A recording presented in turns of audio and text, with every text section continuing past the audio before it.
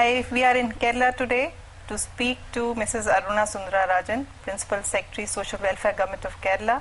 Currently, you also head a very interesting project called Kudumbashree in Kerala. Could you tell us how are the issues of empowerment and capacity building linked to the Akshay Centres? Where are the synergies and how are you taking this forward? Certainly the Akshay project, one of the focuses there was on empowerment and to try and open up a space where citizens could actually demand accountability and transparency from government. So that is what we have actually taken into the Kudumbashree model, because the institutional model of Kudumbashree itself, where self-help groups of women belonging to very poor households are federated into a 3-tier structure. That institutional model itself is a tool for empowerment, because by bringing people together and by opening up spaces where they can articulate their demands and also participate in governance, those are hugely empowering steps. But what we have done using ICTs in Kudumbashree for empowerment is that we are trying to, because we realize that if you want to scale up certain things, you need ICTs. I'll give you a simple example. Each of these women, we have 37 lakh women or 3.7 million women constituted into 2,20,000 groups.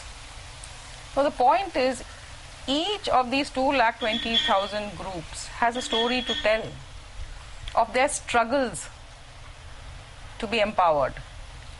So now what we are doing is, we are collecting these 2,20,000 stories and we want to document it and make it available as learning material. Because what could be more, powerful and more relevant and more effective as a training tool than their own stories? But how do we do it? We can't do it without ICTs. So what we're trying to do is, these 2,20,000 stories are being written up by them in the first person as first person narratives. And now we are planning to convert them into different digital media. Okay, we want to actually film the person who's telling the story and put it in YouTube. We're planning to create an archive of electronic content. We're also planning to make some of them into CDs which we will distribute. We're planning to convert some of them into radio programs which they can hear. So, it's because that's the only way we'll be able to actually disseminate this kind of really rich and huge learning material that's available. Similarly, I'll give you an example. We have something called the NirbhAya initiative, which is that, women and the kind of gender-based issues that they face. This is an initiative that aims at empowering women to deal with gender-related issues and to come together and not only share those, but to access the requisite, agencies in government and the systems to ensure that, these kind of gender-biased, challenges that they face, they can surmount them. Now, NirbhAya is an initiative which looks at several things, right from sensitizing not just the women but the men and the others, the agencies of the government. It has a preventive dimension, it has a protection dimension, it has a rehabilitation dimension, it has a learning dimension, several dimensions. Now, this is a huge initiative. So we looked at what's the best way of trying to spread the word around and get women to participate in this. So we came up with this concept of Stree Shakti portal. Now, the Stree Shakti portal has actually proved to be such a powerful draw, because there are threads which are posted on the portal, and the kind of response it's evoking. In certain cases, as many as 1 lakh to 2 lakh women.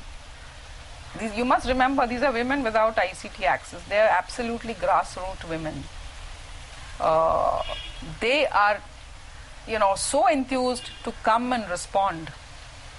Luckily, we've created, in every panchayat, there is ICT access now for the women exclusively. And they're using it hugely. They're using it far more than you and I would. Because for them, these issues are matters of life and death. These are really important issues. Now, you and I may want to access Facebook to be in touch with our friends, but they need to access it as a livelihood tool, as a matter of survival. So we are now trying to take it to the next level, where we want to create, use a portfolio, or sort of build a portfolio of capabilities for them, where they can use Skype, they can use Flickr to upload content, photographs, where they can Facebook each other to keep track of them. So that's the next level which we want to work on. You just mentioned the exclusive access to internet by these women who are part of Kudumbashree at panchayat level. Could you elaborate a bit more on that? Yeah. See, Kudumbashree has created its own IT infrastructure. And now every one of our community development societies has both the hardware infrastructure as well as broadband internet access.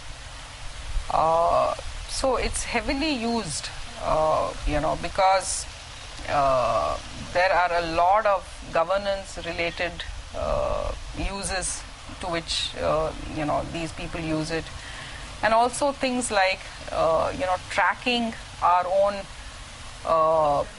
flow of subsidy and interest to our groups, their repayment histories, their credit profiles, all that we're now tracking through the net. Do you see this as an overlap or duplication of infrastructure? Because on one hand you have Akshay Centres in all panchayats, you also have Kudumbashree centers, and they both seem to have similar IT infrastructure. So do you see that as an overlap, or do you see this as synergies, or you see them as performing two completely different functions? We have in our mind two paths, two distinct development paths for the Kudumbashree ICT initiative and for the enterprise IT initiative. So the Akshaya we also have Akshaya and Kudumbashree IT enterprises. So for their evolution, we have a very different and distinct roadmap.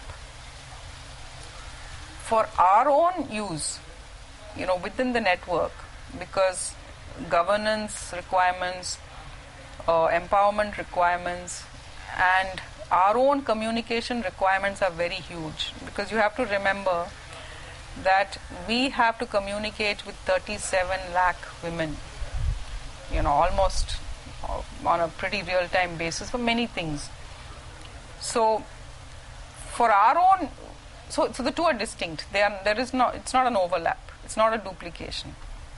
The IT units are externally oriented. Kudumbashree IT units are service-oriented, externally oriented. And our own use of ICT for improving our own internal functioning is a very clear objective, and there's a very clear roadmap for that. Well, thank you, Aruna. Thank you for sharing your time with us. We've heard such wonderful stories, and I have to say that we've not been disappointed. We've gone around town talking to various entrepreneurs, and I have to say that on-ground reality perhaps is even better than what we have heard. Thank you so much for sharing your stories with us. Thank you.